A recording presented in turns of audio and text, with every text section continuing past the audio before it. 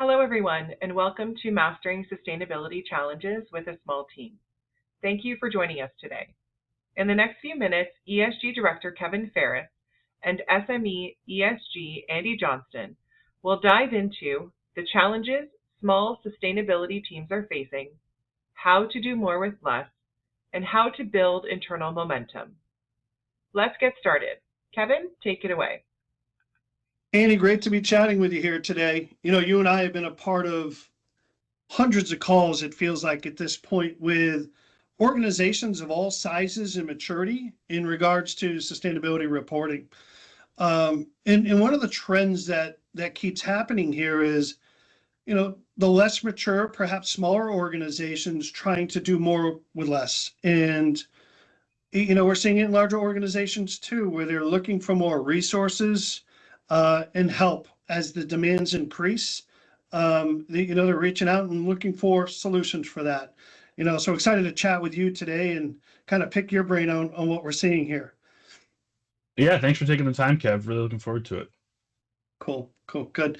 So, from your perspective, what challenges, do you think these small teams are facing?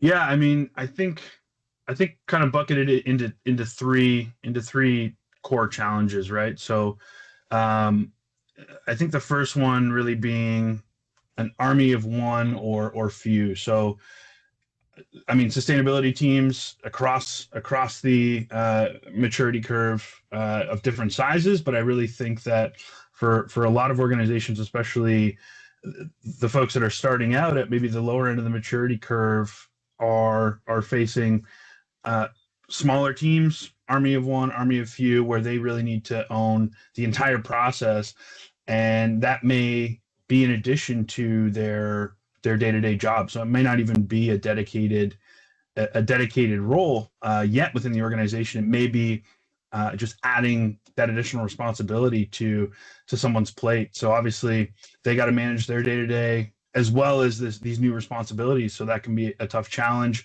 and owning that end-to-end process of collection, management of the data, and reporting can be huge. I think probably the second core challenge would be just being resource constrained, right? So it kind of plays into that smaller team size, but I think what we're seeing a lot of right now is just tighter budgets, leaner operations, really trying to drive efficiency while still meeting the requirements and obligations that they have. So that can be tough. And it's not unique to this domain. It's across the board, really, that kind of lean operating and the budget constraints, and not just being able to go spend on additional resources. And then I would say the third one is probably the increasing demand for data, right? It's not, this stuff isn't going away. I know we saw some movement with the SEC kind of disbanding the climate committee right now, but I really think that a big driver for a lot of this stuff is customer demand and organizations, customers asking for this data so that they can fulfill their reporting requirements, right? But then also the regulatory environment, like we just saw with SB 219 in California. And CSRD, obviously it's an EU regulation, but it's far-reaching and definitely reaches into North America for sure. So these things aren't going away, and it's increasing. So how do you support a growing demand while maintaining a relatively small team? Any thoughts there? Yeah, we're aligned 100% here, where I have bucketed right into three main drivers for reporting that are continuously increasing. And you mentioned it, where at first it was especially in North America or in the US particularly, where it was the SEC and the federal government. Well, that's going to play out the way it's going to play out. So at first folks were sort of taking pulse checks on that and using that as a lever to, hey, do we report or not? But it's been clear, and this is a couple of years ago, and it's been clear recently, especially like you said, with Governor Newsom passing the regulation and signing the bill, that at the state level in the US, that pressure is going to increase, and you're going to have to report on your scope 1, 2, 3 and 3 emissions. If you're $1 billion or more in revenue. So, we're going to see that trend, I think, come right across the US as well. You're going to see states like Michigan and perhaps New York, and we're going to see that increasingly, come around as demand, increases for these folks. So that's one piece. The second piece that we see is around, the financial world, where organizations are continuously looking to grow and they're looking to obtain investment. And if you want investment dollars, yeah, you need to have that sustainability data and those metrics ready to go. They want transparency, not only from a reporting perspective. Hey, I've gone around the organization and I've collected all of my data. Now they want to know, hey, what are you doing with it operationally? And now that you have that foundational data, what are you going to do with it? How are you going to improve things? Because if I'm going to invest in you, I want to see you mitigating risk and really understand a plan around that to make sure that I mitigate my risk from the investment. So that's the other driver we're seeing. And I think you hit it on the head with the third, which is to me the most prevalent, which is customer demand. So if you're a supplier, for example, selling to a large box store, you're going to have to provide them with sustainability data and information, and they're going to demand it. A lot of it aligns with frameworks such as CDP and other regulatory or frameworks that are out there. So, that's really become, I think, the most important one that we're seeing, or the one that's really driving people to do more. And the other side of it is not only financial risk with your existing customers, but we're finding that sales is engaging the sustainability team, saying, if we don't have the sustainability data in our RFPs and our RFIs, it puts us at a disadvantage. And now we're losing new business as well. So financial risk has just become a big component, of course. And actually, it's always been a component. It's now becoming the driver that's pushing people to do more. And I think that's where our conversation comes in today is, as that increases, as those pressures come on board, how are we managing that? And you and I have heard a few different tactics that are happening out there, and maybe we can share those. So, what are your thoughts on mitigating the pressure coming in?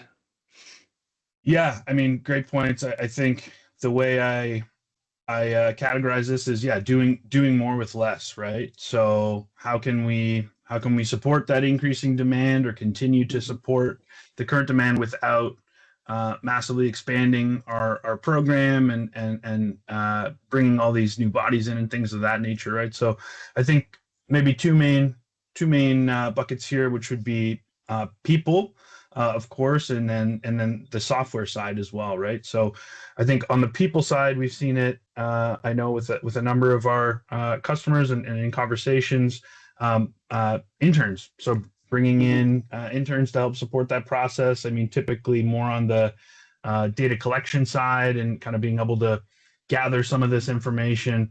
But I mean, the drawback of that is they're not permanent, right? Eventually, their contract's up, and you see that kind of trickle off in terms of the productivity and the data coming in. And if you want to, revisit that with someone else and kind of continue that process, you have to bring them up to speed, and you kind of follow this cycle of peaks and troughs, right? Where we haven't seen that necessarily be a sustainable solution for that. On the other side of people, consultancies, right?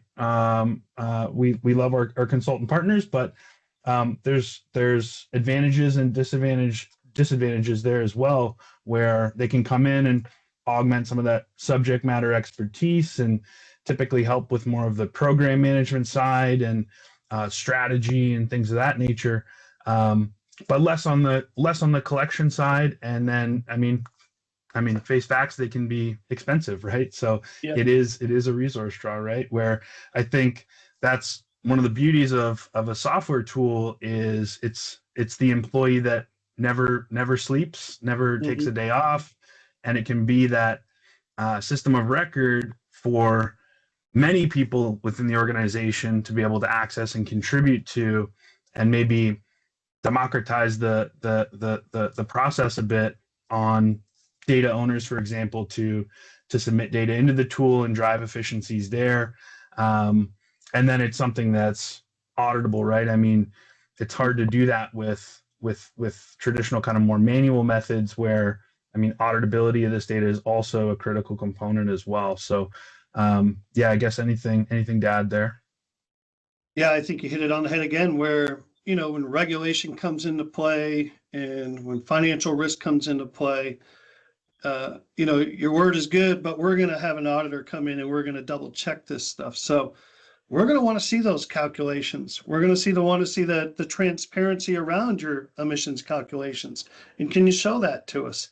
So again, it's difficult to do in spreadsheets. It's difficult to do in email.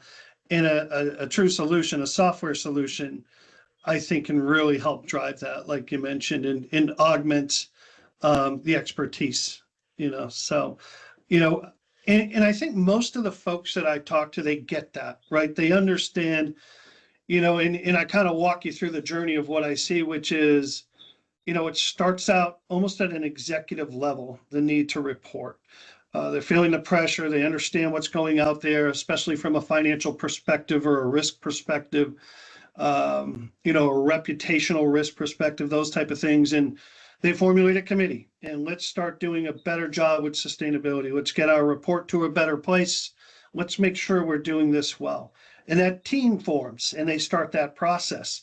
Sometimes there are different components of the business, right? You may get somebody that's coming out of quality, somebody out of HR, operations, legal, and it can be more of a hodgepodge committee of folks across the organization collecting the information.